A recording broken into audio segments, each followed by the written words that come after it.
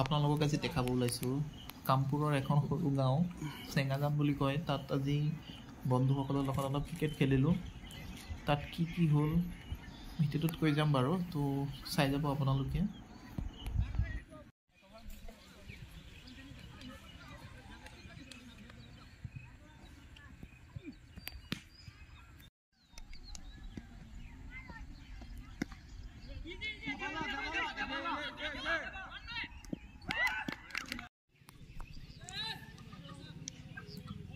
বল চাব লাগে অলপ দুটা তিনিটা বল ন ইমান অভাৰ আছে